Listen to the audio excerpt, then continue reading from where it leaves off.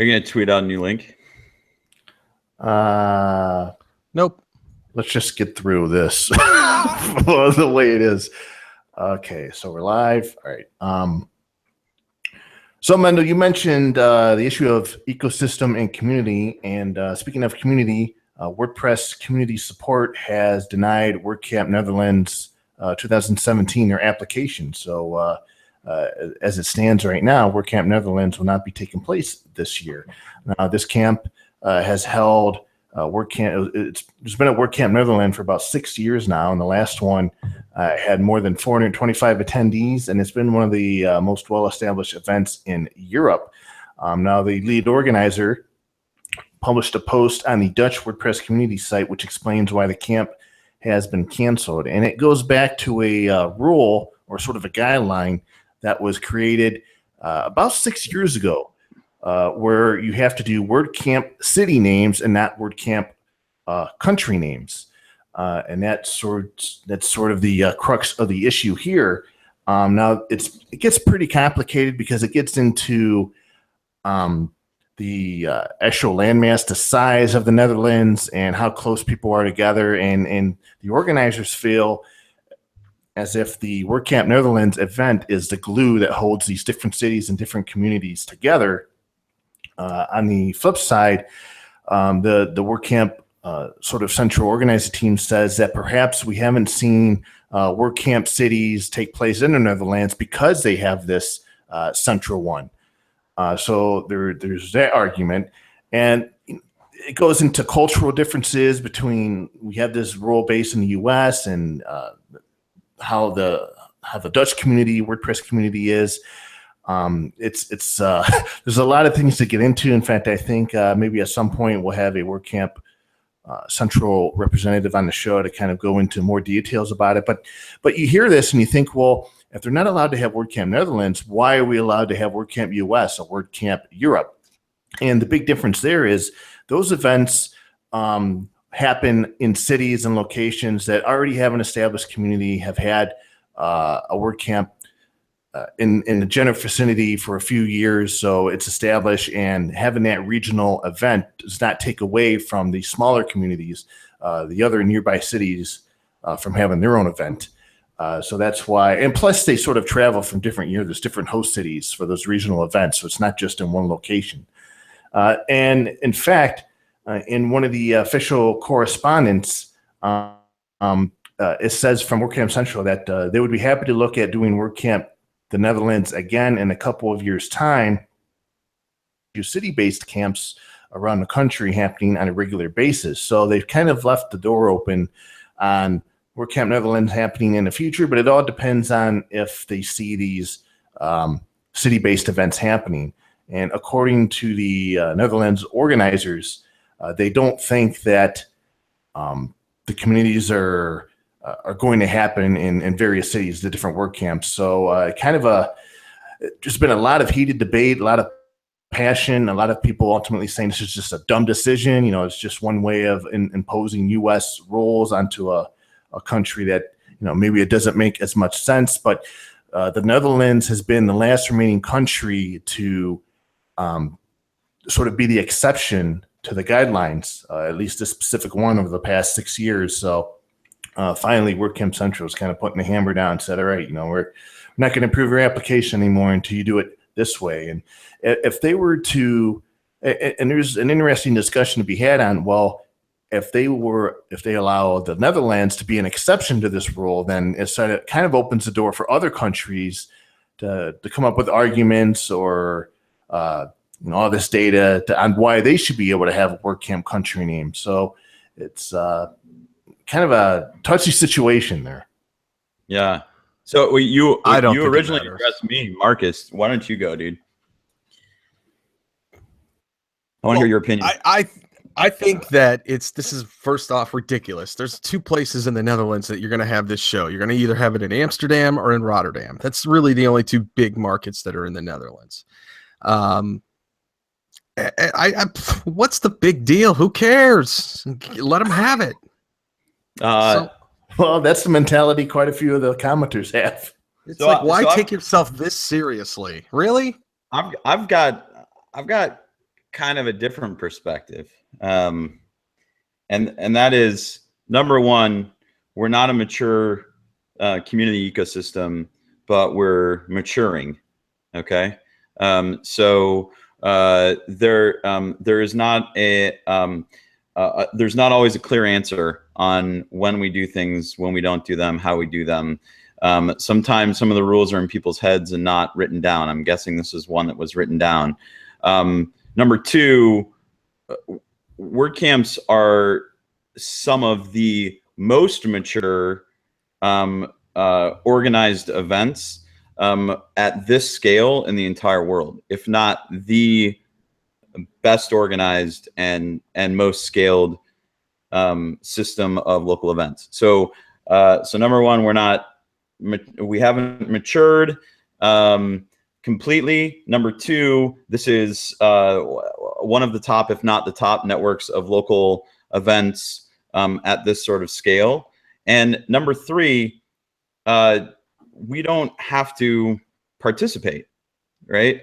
So regardless of the decision that was made, if WordCamp Netherlands wants to have an all Netherlands get together for WordPress, you know, it's disappointing that there's a rift in this situation, but then do it without the foundation and don't call it WordCamp, right? But call it something else.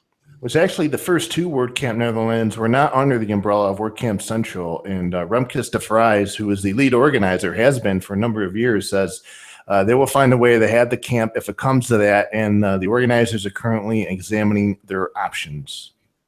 Yeah, I think that's the right move, right?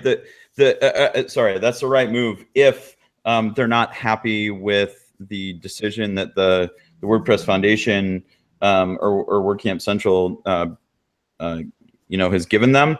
It's an organization. They have rules. They have policies. If they decide that they don't want something to happen, then the most important piece of all of this is the community, right? So if the community in the Netherlands believes that it's more important to have a national event than for the community, then I'm biased towards whatever makes sense for the community. Yeah. Well said there. I guess we'll have to see what happens. Yep. Let's see. Oh, go ahead, Marcus. No, I was just gonna say, I thought, I don't know, you know, it's always loose. It's always a loosely based thing, because it's like, why wasn't WordCamp Orange County named WordCamp Santa Ana? Orange County's a city, isn't it? No, it's a county. Oh, well, I don't know then. I have no idea. Or why don't they create why don't they allow the creation of WordCamp Netherlands with the understanding that it will be handled in a similar way to, you know, to WordCamp US, right? That would the WordCamp Central team says it would revisit the idea of them doing that if we see the city-based camps happen in the Netherlands in a few years' time.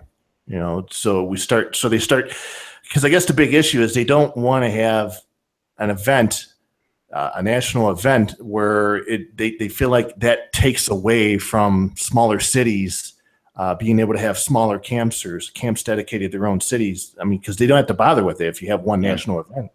The Netherlands is not that big. I don't know if people have been there, but you can get across it pretty much in a couple hours. So, you know, to that point though, sometimes it's difficult to, you know, let's say you're a working mother or father, and you know, it's difficult for you to get from one place to another, or you're bootstrapping a business, or you're a user who, you know, is not willing to make a 2-hour commitment to go to you know, to an event somewhere else, and instead would totally show up to a weekend engagement in your city. I think it's important to remember what the point of WordCamps are, right? And the point of WordCamps are to get community together. Again, I'm not saying one direction is wrong or right. I'm just saying the bias should always be towards community. So. Mm-hmm. All right, so we'll have to see in the future what the organizing team decides to do. Hopefully, they decide to put on an event that brings or at least maintains the community they've been able to establish there. It would be a shame to see it all go to waste. Yeah. So the WordPress plugin directory has actually gone through a redesign. However, this is another one of these sort of complicated subjects where, I think we've on previous shows we've talked about the enhancements and the designs and from the prototypes to the betas of the plugin directory redesign. In fact, Marcus, I remember we talked about it, and I told you I didn't like to read more links, right, and some of the other features of the page. Well, the WordPress plugin directory redesign has been launched to the public. So if you go to the plugin directory now, you'll be able to see it. It's been rolled out. It has a new design, improved search algorithm, which, by the way, the work that they put into the search algorithm is fantastic. It's a hell of a lot better than it used to be. Now, granted, people are requesting the ability to fine-grain their search results, sort through them, which is going to be coming. They just had to go through a lot. There's a lot of back-end stuff that had to be accomplished first. So they're working on that.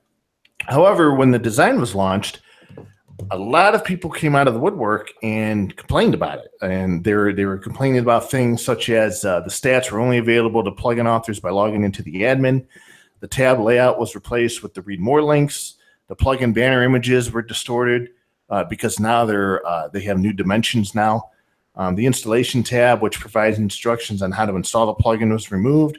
Screenshots that open in the Lightbox, they open in a new page instead, and then links to download older versions of plugins were missing. And there is some riffs from people who worked on the project as to, well, why are so many people complaining now? And I wrote a pretty detailed post on WP Tavern that documented all of the various areas of feedback from when the initial prototypes were published back in May of 2016 of the redesign up until now. Within that time frame and all the chances and opportunities that people had to provide feedback, whether that was on blog posts or in comments on the Tavern or even in track tickets, these same complaints or concerns were raised over and over and over again. And to see that these same issues were present on the day that this thing launches, I think, overall, I felt that the complaints were justified. I thought it was like, it kind of had me thinking, well, what was the process of the betas and getting feedback if at the end of the day, after all these months of design and development, the final product ends up with the stuff that we've been complaining about for months. Now, with all that said, I will say that today, before the show, I was checking out the WordPress plugin directory, and a number of things that people raised concerns about last week have been fixed. So now if you visit the plugin directory and the cards, you'll see active install information again. They restored the ability to see download stats for a plugin. Links to download older versions has been restored, and the installation kind of instructions, if you want, has been restored. So it's nice to see all that information that we're used to come back to the plugin directory. We still have a bunch of read more links, and I'm hoping they replace those with something else, either with the tabbed interface or something where I'm not having to click read more a bunch of times. But nice to see that the directory is coming around. Yeah, it's going somewhere. I'm not a big fan of the new design. I don't care if people gave suggestions or not. Somebody in that team somewhere along the line should have looked at that and went, yeah, this isn't really representative of what the work of all these plugin developers have created. That being said, I mean, it just takes some getting used to, right? We all bitched and complained when the new WordPress admin interface came out several years ago. Like, oh my God, I'll never find anything again. So it's just going to take a little getting used to. Hopefully they'll make some improvements. One of the things that I suggested, and this has been going back 3 years at least, is that they introduce more of a social component. All of the things are built into the system, but yet I can't see who's favorited the plugin. I think that would be kind of cool, how many favorites it has. or any of those types of things. I think maybe the reviews should be done maybe like a testimonial slider is typically, just kind of quick things of people's opinion. Obviously there's a lot to do there. I wish I had more time to contribute to that team directly, but I don't have the resources for it. And by the way, I want to say that the old plugin directory was held together with shoestrings, duct tape, and BB press, if people can believe that. So it was a monumental task on the back end to switch everything to WordPress. So now the plugin directory is actually on WordPress. So maybe now having things like that social component will probably be a lot easier to implement if they decide to do that. And the directory itself is going to go through probably some pretty cool changes now that the sort of world has opened up to them and they don't have to worry about these legacy systems that they were stuck with BBPress. So kudos to the team and everybody involved because that was a massive undertaking. Yeah, I just want to mention one thing. I think it's important to remember. Oh, that's funny. I like that little charger you put up there. I think it's important to remember that this is a volunteer thing, right? These people are putting lots of hours into this, and we can be critical, but like a lot of people spend a lot of time, a lot of hard work, like you said. So suggestions are good, demands are not, and that goes with free plugins that you use to make money on, and plugin repositories. Yeah, sure, there are things that we would all change, right? But all I'm saying is give people a break or the benefit of the doubt, and ask for things, and if they don't get done, then start contributing. All right. and with regards to the changes to the plugin directory, it sort of continues the conversation that we had with Morten Rand Hendrickson on telemetry and data gathering, and it's like having that conversation with Morten has sort of opened my eyes to all the discussions I'm reading now in terms of certain changes that are going on with either the WordPress.org site itself or within WordPress. And I'm starting to see so many different situations where the people who are involved, the people who are doing the work and how decisions are being made is based on not a lot of data, not a lot of user data. It's assumptions, it's guesses, it's people speaking on behalf of the average user, yet we don't really have any clue as to who the average user is. And there's, and somebody else raised a question, regarding the plugin directory redesign. We should be asking, if we're going to do this, who does it hurt and who does it help? And, and that's a question worth asking too, as we go through the redesign. But, I'm strongly in favor now, more than ever.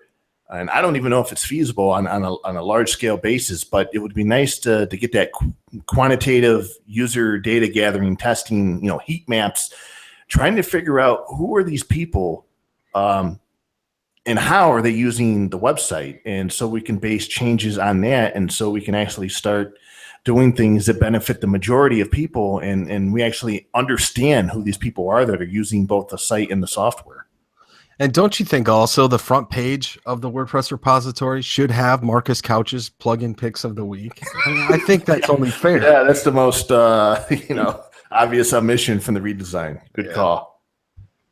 Anyways, if you haven't checked it out, check it out and let us know what you think of the plugin directory redesign.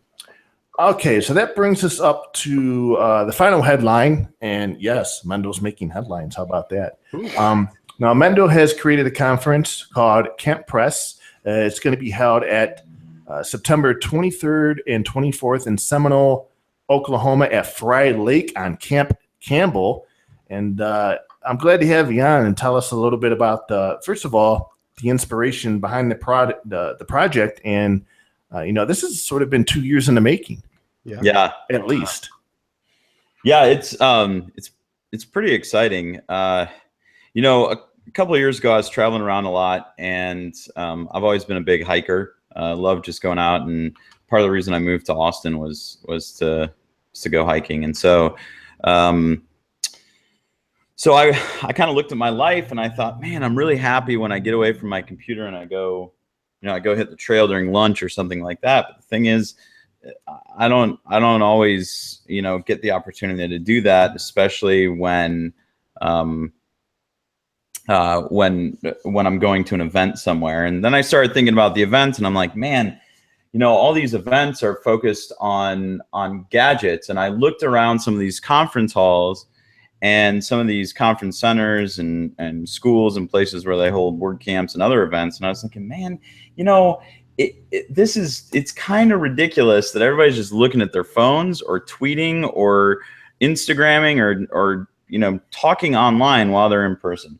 And started to see things like hallway tracks popping up where there was an official name for hanging out and talking and networking, during the event. And started thinking about it and thought, man, there should be an event where people can come and not use their phones, but we're all geeks and we all hang out and we all learn from each other and we all form better, deeper bonds that are going to help us in business and in life and in our craft. And so about 2 years ago, came up with the name Camp Press, got the domain name, camp.press.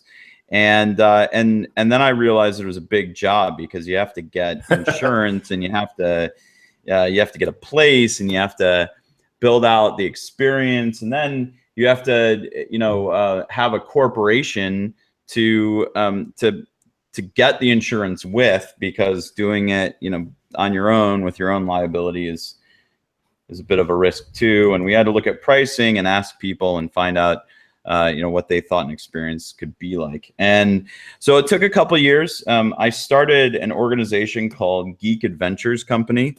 Right now, the flagship website that Geek Adventures Company owns is Hiking with Geeks, a registered trademark. And Hiking with Geeks has about 9 chapters now around the country.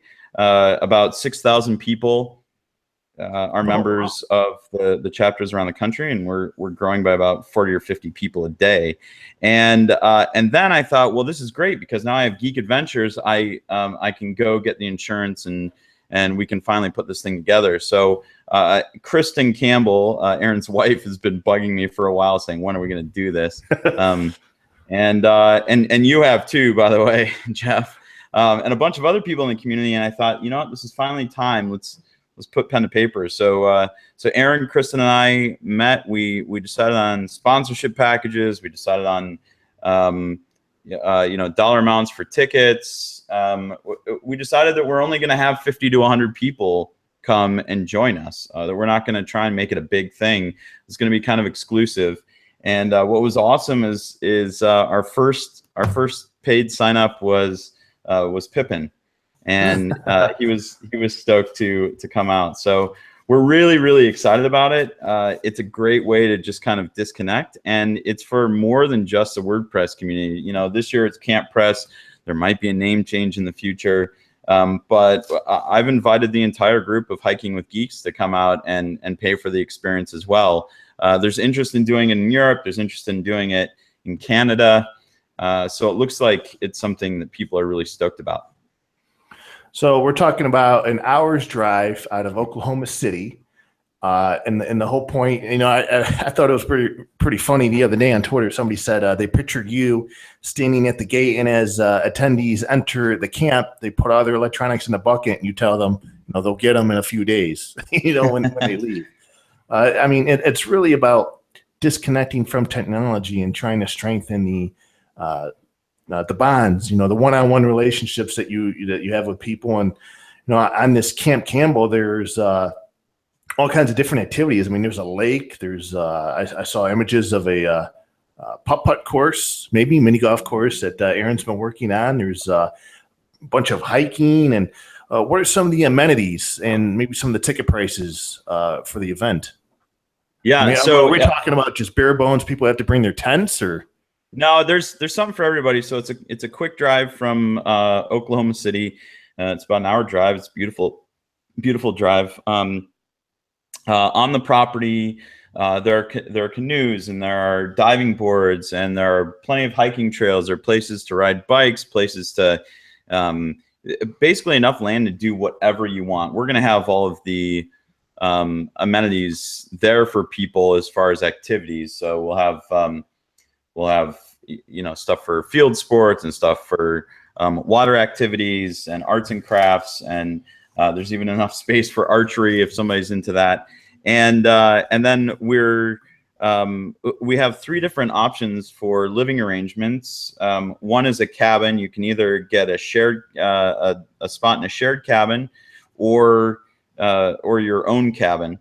And these are 10-bed cabins that the beds are very much like an old summer camp.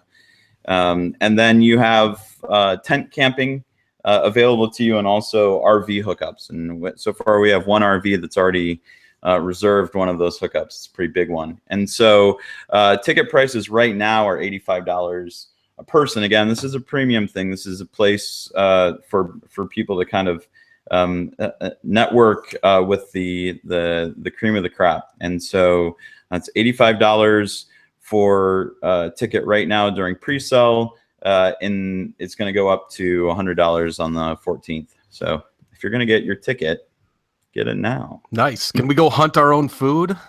Actually, yes, you can. Oregon Trail style. Yeah, that's sometimes something that happens from what I hear at Lake Fry, or Fry Nice. Lake. So Mix the archery in with that. yeah, and if you want to be secluded, listen, we're not going to take people's phones away from them. It's a place that has very little connectivity.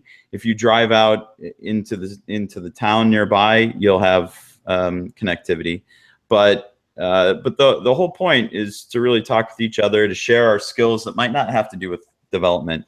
Some people are really good at starting fires, and some people are really good at dancing, and some people are really good at building, artful things. And so we want this to kind of bring out the other creative side in people. I'm really good at drinking around a fire and listening to people play guitar. Yeah, do that. That's my skill. This makes me want to do Desert Press, where we all just do peyote and just talk about WordPress. Oh man, we're gonna have a WordPress version of Burning Man. Is it gonna get that crazy? Yeah, pressing man. Yeah. We'll see what happens this year, but there are some surprises that we've built into the experience. So if you don't come, expect pictures of things that you've missed, because it'll definitely be a time that you won't forget. That's for sure. See, I want to dress as Jason with a hockey mask and just scare the crap out of everybody at the campfire. Rah! Well, that's terrifying. Yeah. One of the cool things, your guidelines for sponsors, I thought was cool, because you have a guideline that states sponsors may not wear branded gear, and that advertising must be handmade on site. What's the thought process of that? Yeah, so a lot of advertisers do the same thing for each event. They come in, there's something pre-built. It's got pretty print on it. You hand out some coupon codes, you hand out some swag, and you leave. And the experience is good. And when people talk with sponsors at WordCamps, that's good. But we didn't want brands to get in the way of the real opportunity here, which is to connect with fellow community members. And so we're asking sponsors to comply with this. Now, we are perfectly fine the way that we've funded this event. We're perfectly fine not having any sponsors. But if sponsors want the opportunity to get involved, they totally can. So at our current level of funding right now, we're close, the current amount of ticket sales we have, we're close to meeting the demand that we expected in order to for sure move forward with doing the event. And I have no hesitation that we'll meet our expected goal for tickets by the time the event rolls around. So there's a lot of interest. The site is getting nailed on a daily basis with people interested in the event. So the on-site brand branding rule? Are we going to be seeing like handmade GoDaddy baskets from the basket weaving station, or how's that work? To be honest, I submitted company sponsored bug spray. Yeah. The requirement is that you can create a sign near a particular activity or a particular area that is either a living quarters or where we're having the all camp bonfire or whatever. So you can create a handmade sign. You won't be permitted to bring anything pre-created or prefabricated. You can use stencils or fabricate something on the premises. You may not see GoDaddy there. I have submitted. Normally, I handle a lot of the sponsorship requests, but I've submitted this for other people to look at to keep myself out of the decision-making process because it's my own event. So you may see it, you may not, and we're going to take sponsorships from anybody, not just GoDaddy or an affiliated brand. So Jeff, you could actually put a copy of WordPress Weekly on a papyrus scroll, and yes, I want to sponsor the outhouse. Oh yes. You know what? We didn't make that sponsorable, but for you, I might make an exception. The Drupal toilet paper. Okay, I'm not going to go that far.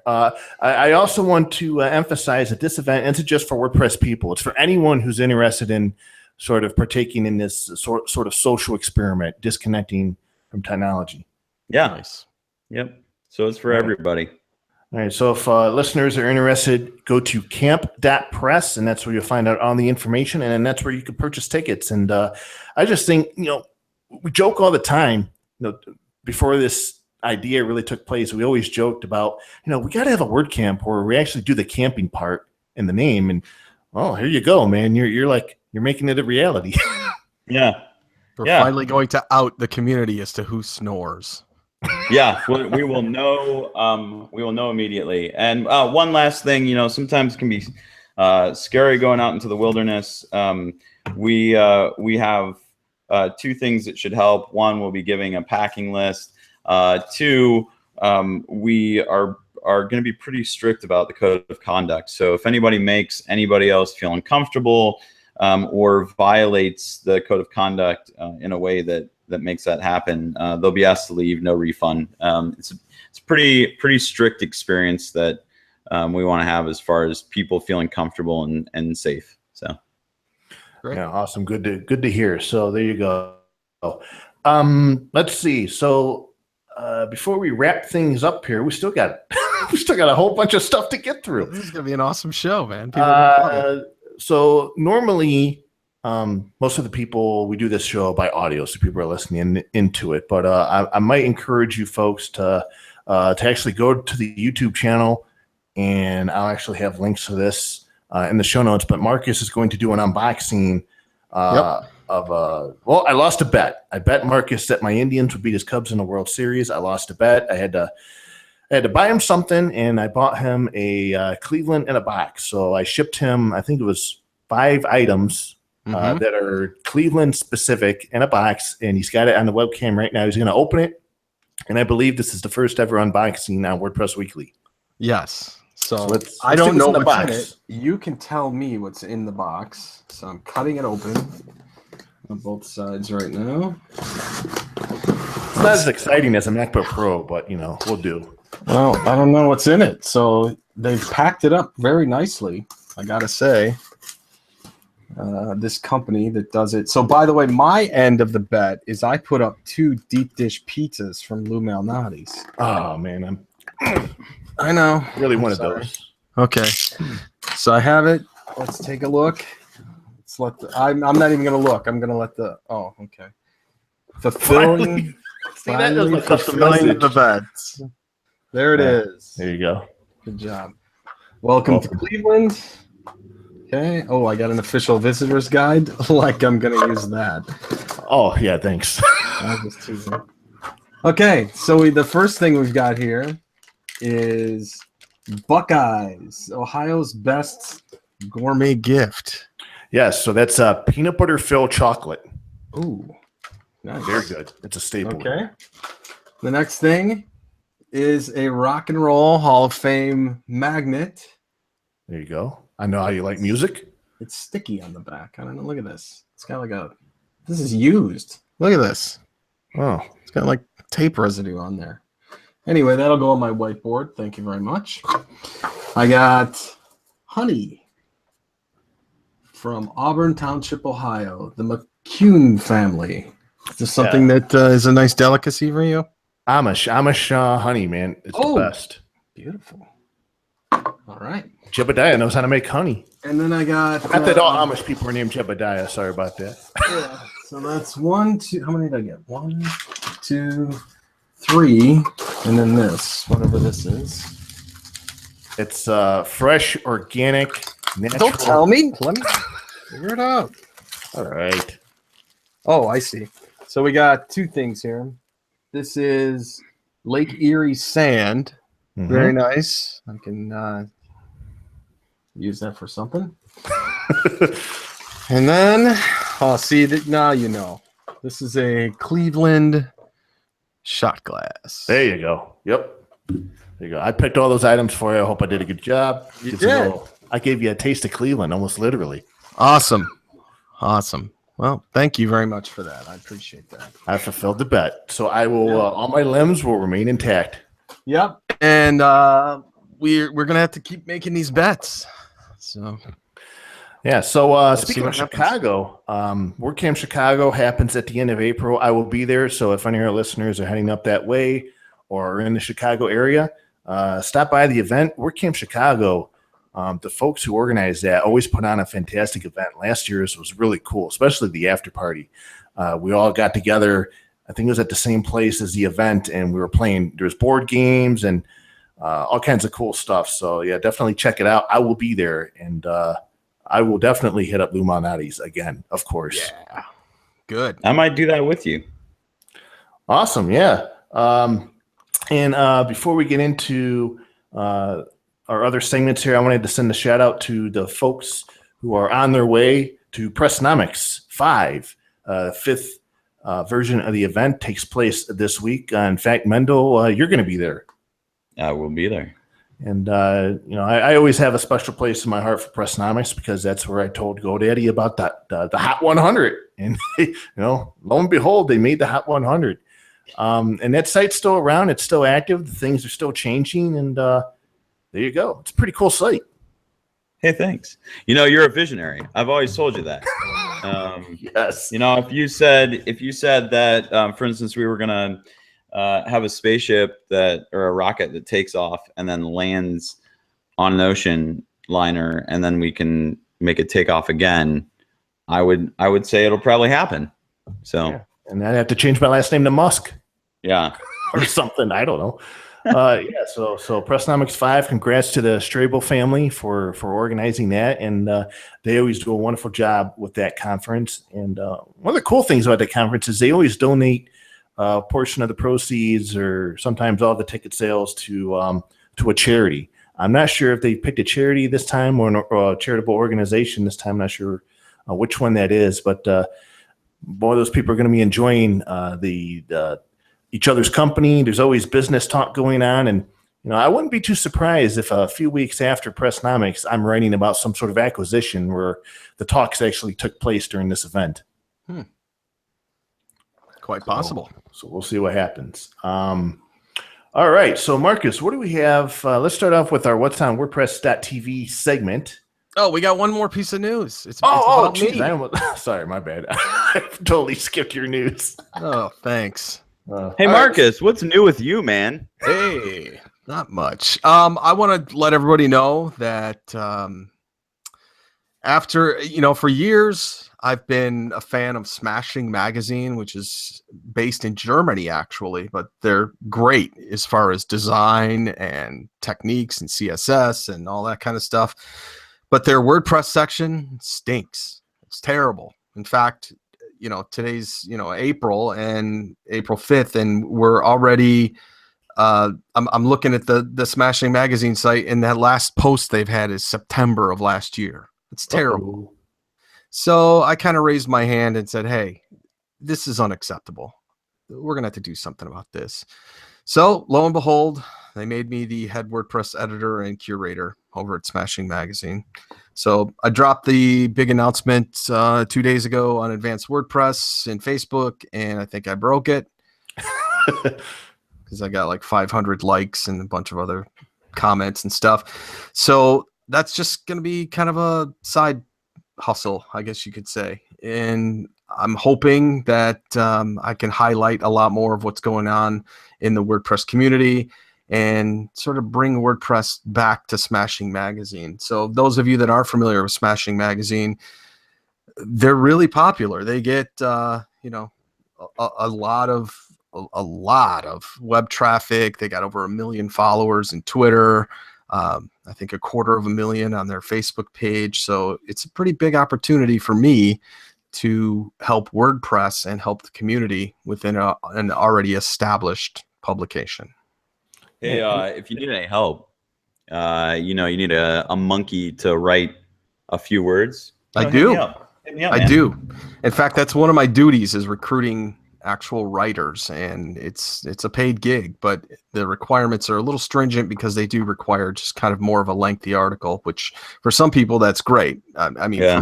for me is one of them because I'm always trying to cram what I'm doing down to 1,000 word post or something like that when I've already gotten up to 2,000 just from free flow writing. And you're more than welcome, Mendel. Absolutely. And speaking of Smashing Mag, they just completely redid their tech stack. They're running all kinds of fancy doodads and stuff behind the scenes, and I'm interested to hear from you at a later date what the experience is like on the editing and publishing process on their new system. Yeah, I'm not sure if I'll actually be doing that hands-on stuff. Maybe. I don't know yet. No one's given me a login just yet. I do have everything else and an email. Oh, and my email address there, marcus.couch@smashingmagazine.com. If you want to contribute any writing and join Mendel amongst the ranks of authors, that's a great place to do it. And by the way, you also get your own author box and picture and link and all that other cool stuff. So it's really good exposure too. All right. Well, there you have it. Congratulations, sir. Thank you. You said it's a problem. You raised your hand, and now you're going to fix it. Yeah. In fact, that was kind of like the most frequent question I got. How did you get that? I asked. Apparently, that's all you got to do these days. Yeah. All right. What's on WordPress TV, Jeff? Boy. Lots of things. First up is the WordPress community interview with Bridget Willard, where Bridget Willard is the marketing manager at WordImpress, who does the GiveWP plugin. Now, she started her career with office work, earned a teaching degree, but has returned to the office where she carved out a career in social media and marketing. She's the co-host of WP Blab and the co-organizer of the Women Who WordPress meetup group. She's a member of the WordPress marketing team, and in this interview, they talk about a number of things, including the 4 horsemen of WordPress marketing, what that group does, what it entails, how it contributes to the WordPress project. And she made a really cool quote in there, in that she sort of has this motto of, if you invest in people, they'll invest in you. And, sometimes you hear things that kind of stand out to you, and that was one of the quotes I heard from her that sort of rang true for me. So definitely check it out. It's on the WordPress.tv blog. Yes. And another one is that I picked is from Manuela van Pruijen, which is the terrible Dutch. It sucks. It's called Long Live the Customer, How to Get More Out of Your WordPress Business. It was from WordCamp Geneva, and that's in Switzerland. And she basically goes over how most companies that service within WordPress don't use the full potential of their customers, and they just kind of think of their clients as furniture. So she gives a bunch of different strategies, 10 in fact, in how to create a crowd of happy and loyal customers to your business and to ensure more return and recurring business. Nice. And I also picked one, Adam Silver and Kyle Maurer, who did a WordPress battle, which was in entrepreneurship versus employment. And this was at WordCamp Northeast Ohio 2016, so pretty much my backyard. And in this session, the duo takes a detailed look at working for yourself or for someone else. They share the pros and cons for each And they really break down the fundamental differences between starting a WordPress company and working for one. So if you ever find yourself questioning whether you're really doing what's best for you, this session will help you really understand which path to choose. And those guys are pretty entertaining. When they did that session, they both dressed up and they had these these cool outfits and they were doing the battle. But it's both highly entertaining and informational. So definitely check that out. Yeah, and that was good. I watched that one myself. Yes, and we have picks of the week. Yes, I managed to get through the new plugin repository to find 3 plugins. And their first one is called WooCommerce Documents tab. And it adds a tab into the product detail page with downloadable documents, things like documentation, product brochures, posters, technical specifications, anything that you want that you'd want a downloaded document for. That's called WP Documents tab. The next one I found is something that I'm using called Rock the Slack Bot. And it helps you manage your websites, stay on top of changes. And what it does is when people do things like change posts, users do different things, somebody unpublishes something, throws it in draft, deletes it, updates it, any of those things, it actually enables a message within the Slack bot of your own Slack channel that you set up. Just check that one out. It's called Rock the Slack Bot. And finally, those of you that use the free Contact Form 7 available at the repository, this is a great plugin. It's called PDF Forms Filler for Contact Form 7. It lets you give your users the ability to fill out fields within Contact Form 7. And then what it does is it spits out a PDF attachment that has specific fields of the PDF filled in with what they entered in Contact Form 7. Really handy and really easy to use. It's called PDF Forms Filler for Contact Form 7, and those are my plugin picks of the week. Wow, what a show. There's so much stuff we covered in this episode. Wow. I'm kind of speechless, but yeah. That's going to do it for this week's edition of WordPress Weekly. Again, I want to thank Mendel for stopping by, voicing his opinions on this news stories, giving us some insight into Camp Press. Mendel, if people want to stalk you on the interwebs, how can people do that? Well, guys, thanks for having me on. My Twitter handle is @ifyouwillit, @ifyouwillit, and that's also my website, ifyouwillit.com, and you can reach me there. And you will be at Pressnomics this weekend. Any other events in the near future? You never can tell, I guess. Yeah, I don't know. I just do what past Mendel told future Mendel to do on his schedule. So I would have to look, but I will be at a WordCamp near you. But hit me up online if you can't find me, and I'll let you know where my next thing is. Awesome, man. Well, enjoy the rest of your day and enjoy your AMA. I'm sure that's going to go well. Thanks, guys. Over there at Manage WP. And if folks, if you enjoyed this episode, please consider leaving us a review in iTunes. And you can find show notes on WPTavern.com for this episode and all other episodes. And you can also follow me on Twitter at Jeffro, JEFFR0. And Marcus? Well, you can find me at marcuscouch.com and on Twitter at marcuscouch. But I do want to say it's been 2 years since we interviewed Lewis Howes, and I just saw him on the Ellen show. So that means, Mendel, you'll be on Ellen in 2 years. Awesome. I could see that happening. It won't be as distinguished as your show, but it'll be a step in the right direction. Definitely a friend of the show, Mendel is. So until next week, everybody have a safe and enjoyable rest of the week. Have a good weekend, and we'll talk to you again next Wednesday afternoon. Until then, so long, everybody.